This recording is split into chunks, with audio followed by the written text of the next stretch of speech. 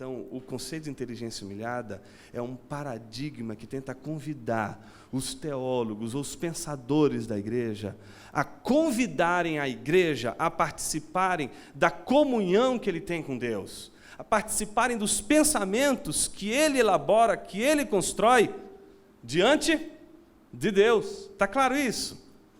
Então, vamos ver isso em ação? 1 Coríntios capítulo 13, verso 12, é o texto que está no transfundo de toda a reflexão de Agostinho no livro 10 das Confissões. Se você não fala assim, Jonas, eu não vou ter tempo para o resto da minha vida para ler as Confissões, porque eu tenho muita coisa para ler. Mas tem uma parte que você não pode passar dessa vida para outra sem ler, que é o livro 10.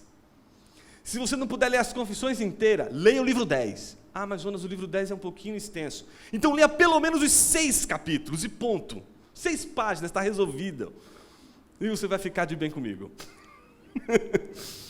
Esse capítulo 10 é a exegese, é a interpretação que Agostinho faz dessa passagem de Paulo. Como Agostinho interpreta essa passagem? Essa passagem diz o seguinte: porque agora vemos como por um espelho, de modo obscuro, mas depois veremos face a face.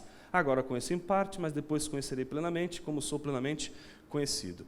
Então você precisa de um espelho para se ver. Se você se viu algum dia, é porque você precisou de um espelho. Essa é a ideia do espelho. A possibilidade de enxergar algo que você não conseguiria com as suas meras potências. Então, essa é a primeira coisa. A relação com a parte, né? O fato de ser por espelho já significa que você não vai conseguir ver tudo, mas que você só vai conseguir ver uma parte. Ou seja, no estado de vida que a gente vive agora, teologia é precária. Teologia é conhecimento parcial. Quando a gente fala de conhecimento parcial, isso não significa que seja, portanto, um conhecimento que não seja verdadeiro. Não tem nada a ver o fato do conhecimento ser parcial e ele não ser verdadeiro. Não.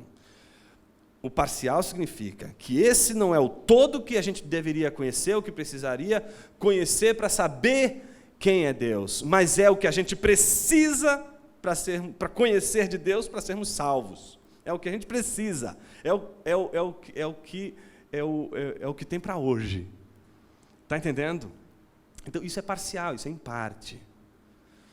E, obviamente, ninguém aqui ousaria dizer que conhece Deus exaustivamente, né?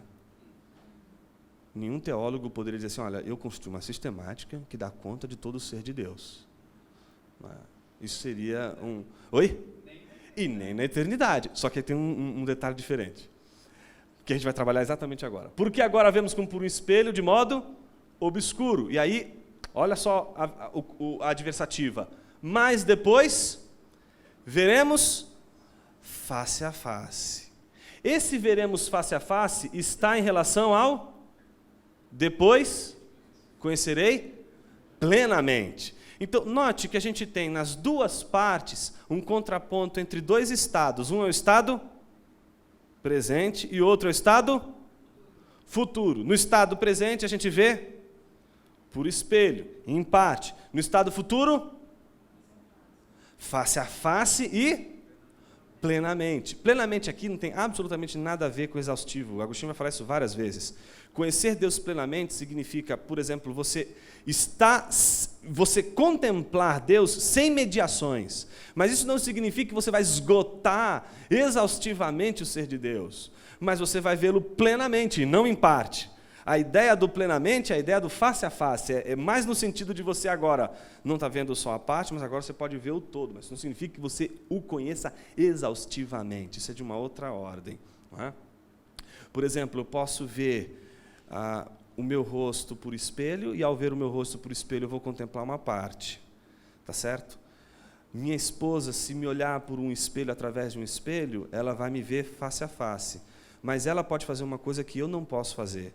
Ela pode me ver plenamente, mas isso não significa que ela me conheça exaustivamente. Mas ela pode me ver de todos os ângulos, sem precisar de nenhum instrumento.